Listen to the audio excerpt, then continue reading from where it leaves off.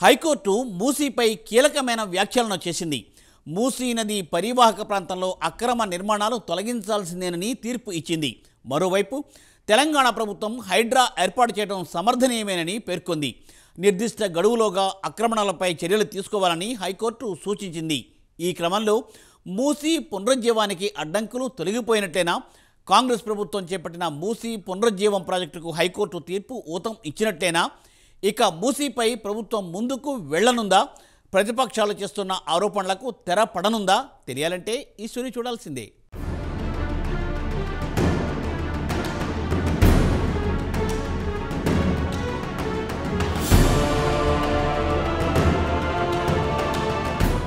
నదులు, చెరువులు, సమాజ ఉమ్మడి ఆస్తులు, అక్రమ నిర్మాణాల కూల్చివేతల్లో నదీ గర్భంలోని నిర్మాణాలకు మినహాయింపులొద్దు. అలాంటి భూములను ప్రభుత్వం ఇళ్ల కోసం లబ్ధిదారులకు కేటాయించినా ఎలాంటి చట్టబద్ధత ఉండదు. భూమి పొందిన వారికి పూర్తి హక్కులు సంక్రమించవు. ఆక్రమణదారులపై క్రిమినల్ చర్యలు కూడా చేపట్టవచ్చు. ఈ వ్యాఖ్యలు చేసిందెవరో కాదు, సాక్షాత్తు తెలంగాణ హైకోర్టు. మూసీలో ఆక్రమణల తొలగింపునకు సంబంధించి హైకోర్టు ఈ కీలక వ్యాఖ్యలు చేసింది.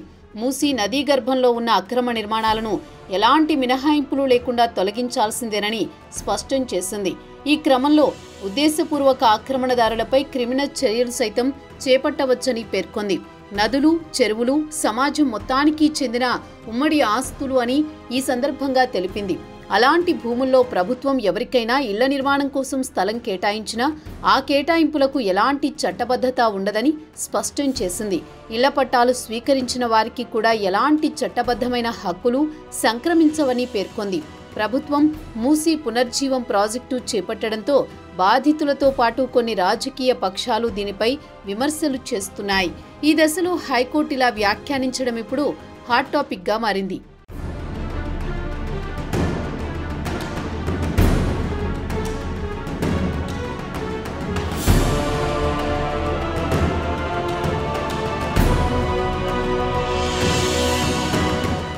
మూసీ పునర్జీవం ప్రాజెక్టులో భాగంగా మూసీ నది పరివాహక ప్రాంతంలో ఆక్రమణలు తొలగించడానికి పూనుకొంది ప్రభుత్వం.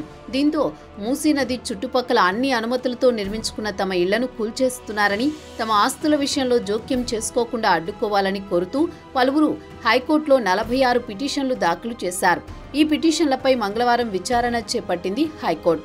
ఈ క్రమంలో పిటిషనర్ల తరపు న్యాయవాదులు వాదనలు వినిపించారు. జీహెచ్ఎంసీ నుంచి అనుమతులు పొందిన తర్వాతే పిటిషనర్లు ఇల్లు నిర్మించుకున్నారని, విద్యుత్ బిల్లులు, ఆస్తి పన్నులు కడుతున్నారని తెలిపారు. జీహెచ్ఎంసీ చట్టం ప్రకారం గుర్తింపు పొందిన లేఅవుట్లలో ఫ్లాట్లు కొనుగోలు చేసినట్లు పేర్కొన్నారు. ఇన్ని దశాబ్దాల తర్వాత వాళ్లు ఇల్లు రివర్ బెడ్లో ఉన్నాయని చెప్పడం అక్రమమని వాదించారు. దీనికి ప్రతిగా ప్రభుత్వ న్యాయవాదులు వాదనలు వినిపించారు. వర్షాకాలంలో వరదల వల్ల తీవ్ర నష్టం జరుగుతున్న నేపథ్యంలో వరద నీరు ప్రవహించడానికి వీలుగా సర్కారు మూసీ పునరుద్ధరణ ప్రాజెక్టు చేపడుతోందని వివరించారు. జలవనరుల రక్షణకు కఠిన చర్యలు తీసుకునే విషయంలో వాల్టా చట్టం ప్రభుత్వానికి అన్ని అధికారాలను కట్టబెట్టిందన్నారు. మూసీ నదిలో కాలుష్య నియంత్రణ, ఆక్రమణలను తొలగించడంతో పాటు జలవనరుల పరిరక్షణకు ప్రభుత్వానికి అన్ని అధికారాలున్నాయని చెప్పారు. పైగా ప్రభుత్వం చట్ట ప్రకారం హైడ్రా, నీటిపారుదల శాఖ అధికారుల ద్వారా భౌతికంగా ఆక్రమణలను నిర్ధారణ చేసిన తర్వాతే నోటీసులు ఇచ్చి చర్యలు తీసుకుంటోందని పేర్కొన్నారు.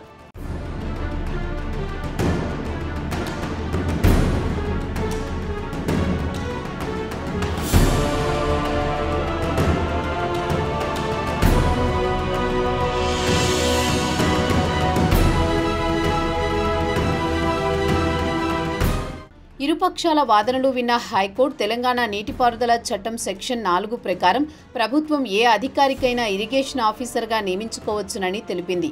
అందులో భాగంగానే హైడ్రాను ప్రభుత్వం నియమించుకుందని కోర్టు అభిప్రాయపడింది. ఈ నేపథ్యంలో ప్రభుత్వం ఏర్పాటు చేసిన హైడ్రాను తప్పు పట్టలేమని పేర్కొంది. నదులు, చెరువులు సమాజ ఉమ్మడి ఆస్తులు.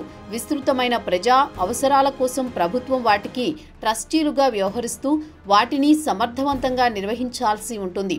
ఈ దిశగా ప్రభుత్వం ఏ చర్యలు చేపట్టినా తప్పు పట్టాల్సిన అవసరం లేదని చెప్పింది హైకోర్టు. ఒకవేళ అలాంటి భూములను ఇళ్ల నిర్మాణం కోసం ఎవరికైనా కేటాయించినా అలాంటి కేటాయింపులకు చట్టబద్ధత ఉండదని పేర్కొంది. ఆ భూములు స్వీకరించిన వారికి ఎలాంటి హక్కులు సంక్రమించవని చెప్పింది. భవిష్యత్తు తరాల అవసరాల కోసం సహజ వనరులను రక్షించాలి. ప్రత్యేకించి మూసీ పునరుద్ధరణకు పర్యావరణ సమతౌల్యాన్ని కాపాడేందుకు ప్రభుత్వం తీసుకున్న విధాన నిర్ణయాలను తప్పుపట్టలేమని హైకోర్టు ధర్మాసనం వ్యాఖ్యానించింది.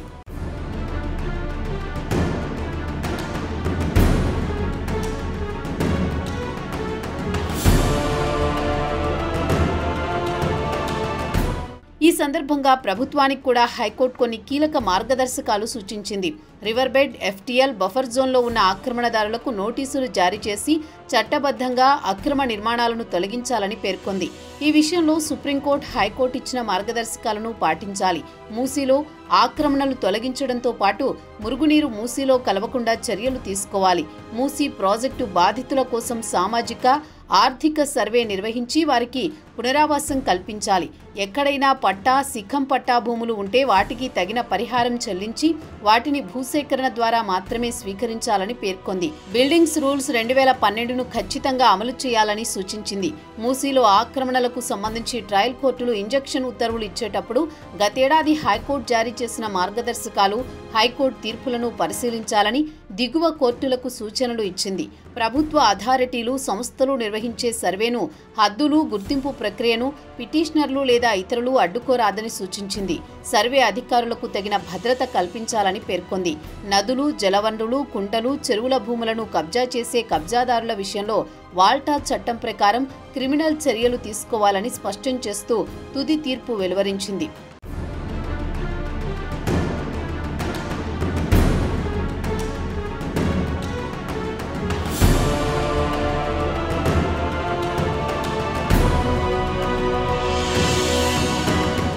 మూసీ పునర్జీవం ప్రాజెక్టుకు సంబంధించి కాంగ్రెస్ ప్రభుత్వంపై బీజేపీ, బీఆర్ఎస్ తీవ్రస్థాయిలో విమర్శలు చేశారు. కాంగ్రెస్ సైతం ప్రభుత్వ నిర్ణయాన్ని సమర్థిస్తూ విపక్షాలపై విరుచుకుపడింది. మూసీ పునర్జీవం ప్రాజెక్టు ఎట్టి పరిస్థితుల్లో ఆపేది లేదని స్పష్టం చేసింది. దీనికోసం సీఎం రేవంత్ రెడ్డి మూసీ పరివాహక ప్రాంతంలో పాదయాత్ర సైతం ప్రారంభించారు. బీజేపీ సైతం బాధితుల పక్షాన పోరాడతామని మూసీ నిద్ర పేరుతో నది పక్కన ఉన్న బస్తీలలో పార్టీ ముఖ్య నేతలు రాత్రివేళ నిద్రించారు. మరోవైపు బుల్డోజర్లకు అడ్డంగా నిలబడతానని బీఆర్ఎస్ వర్కింగ్ ప్రెసిడెంట్ కేటీఆర్ శపథం చేశారు. ఈ నేపథ్యంలో హైకోర్టు తీర్పు కీలకంగా మారనుంది. దీంతో ప్రభుత్వ వాదనకు హైకోర్టు తీర్పు ఊతమిచ్చినట్లయింది. ఇక ప్రతిపక్షాలు నోళ్లు మూతపడతాయా? చూడాలి మరి రాబోయే రోజుల్లో ఏం జరుగుతుందో మూసీ పునర్జీవం ప్రాజెక్టుపై.